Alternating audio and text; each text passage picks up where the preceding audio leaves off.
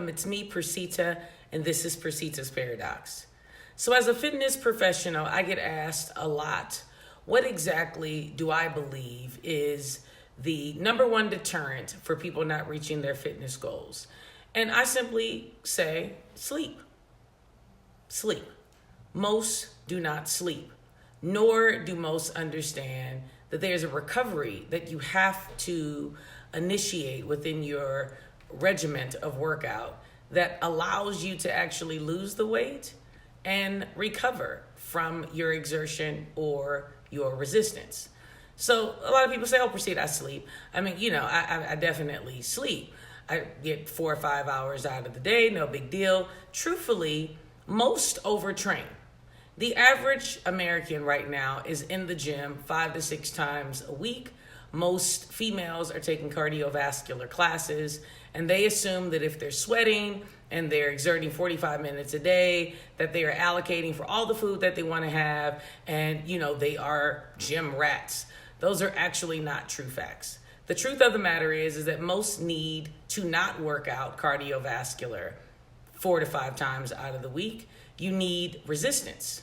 And resistance is actual cardiovascular if you understand that you actually utilize your resistance in different manners, at different tempos and different speeds and different holds in order to actually execute cardiovascular health. Steady cardio or steady active cardio is when you're actually on a treadmill or an elliptical of some sort and you're on it for any sense of 30 minutes to an hour. It's called stagnant. And what that basically means is that once you get off of that machine, it's equivalent to a microwave. Once the microwave is cut off, there's absolutely no more heat, no more energy, nothing generated from it. It's just on.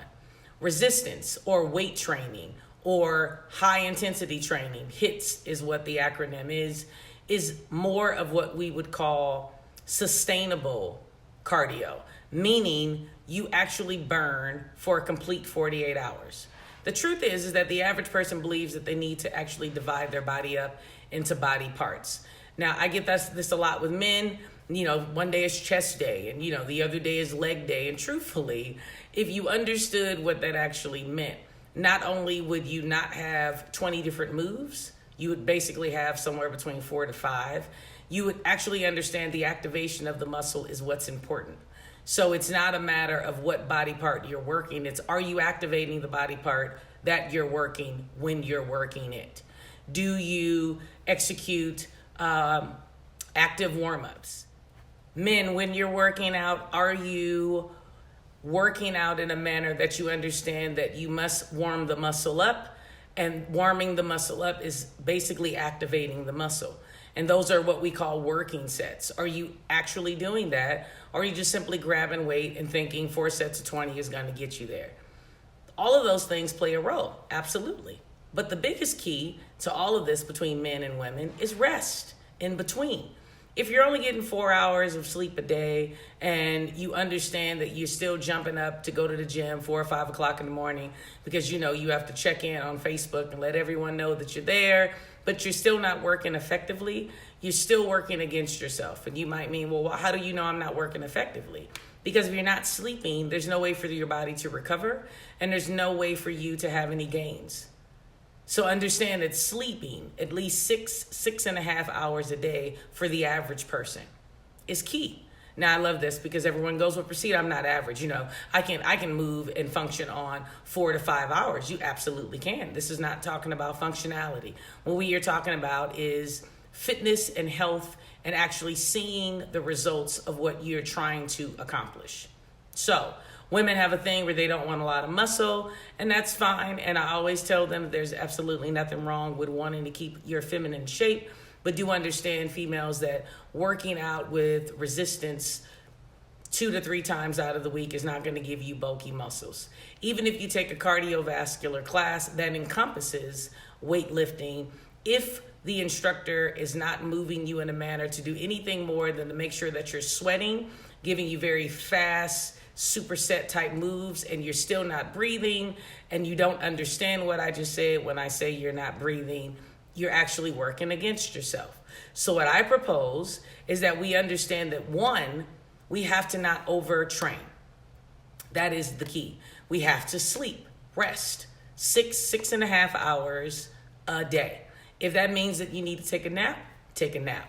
Please don't tell me you don't have time to take a nap, because you have somewhere in your life where you can close your eyes for 20, 30 minutes. Oh, Priscilla, no, I don't. Absolutely not. Well, let me give you my schedule. I'm up at 3:30 in the morning. I'm typically at the gym at 4 o'clock in the morning. And guess what? With all of the travel that I have to do here and there and everywhere, no matter where I am in bed no later than 8:45, 9 o'clock every night. My family knows it. My clients know it. My employers know it. It's just what it is. There's no way for me to function at my peak without that rest. So sometimes you have to understand that being a little selfish, preparing your life and organizing it in a manner that is going to benefit you. So ladies, I say again, enjoy your aerobic classes, enjoy your bar classes, your spin classes, your weight resistance classes, your ab classes. Trust me, at one point in my life, I taught 27 classes a week, okay? 27 classes a week. In standard world of aerobic, it takes 6 people to replace me for 27 classes a week. I put it to you that way. And I did it for 5 years. And I will not say that I was my healthiest at the time. Now, my cardiovascular health, my heart, amazing. But I did not have the definition that I wanted. I did not have the stamina that I wanted. I did not have the power that I wanted. Now that I don't teach 27 classes, I actually don't teach any classes, but through the years I have learned that my rest in between my training is important, crucially important. Men, you have to learn to activate your muscles. It is not a matter of picking a day. If you do chest on Tuesday and you didn't activate your chest properly on Tuesday, you need to do chest again on Wednesday and on Thursday if you have not activated the muscle. And you'll know you've activated the muscle because you won't fatigue in areas other than the muscle you're trying to work so quickly. Okay? So everyone has a moment of understanding something new today. If you have any questions, comments, you disagree, feel free to comment below. Otherwise, understand that what I am saying comes from lots of years of experience and lots of results from plenty of people of different backgrounds. So hopefully you understand that once you put in the attitude of resting and knowing that you have to rest in order to recover, and you have to rest in order to see your gains, and you have to rest in order to be able to sustain your mobility and flexibility, you'll be amazed at your results. I challenge you today to take a day off and actually allow the body to rest. Now, on that day, it doesn't mean to go out and eat everything that's glued down and say, oh, this is my cheat day. Truthfully, there's no such thing as a cheat day. If you were going to have something you constituted as a cheat, it is not a day. It's typically a meal. Okay? A meal, not a day. You don't want to have 2 and 3 days of rest. One suffices with some work in between and then maybe another. So maybe your schedule would say Monday, Tuesday you work, Wednesday you rest, Thursday, Friday you work, Saturday you do a little abs or a little cardio or some type of movement. But always remember, the movement is important, but the resting is more important. Resting minimum 6 to 6.5 hours a day is key. On days that you can actually rest longer, feel free to do so. Feel free to do so. Do not guilt yourself into believing you have to run and get into the gym. Sometimes the rest will allow you to see what you've actually been working on. So there's your tidbit for the day for the fitness questions that I keep getting. I hope it helps someone and you can actually execute some of this information in your day of workout today. Remember to comment, to share, to subscribe. I don't always say this in all of my videos because I hope by now you just understand that. But let me say it today. Comment, subscribe, and share every video you possibly can. Because I have a fitness background, I will always pop a little fitness in here and there. So always be on the lookout for that if that is something that you're intrigued with. But always remember, for me, it will start and end with 3 things. Living my life authentic. How about you?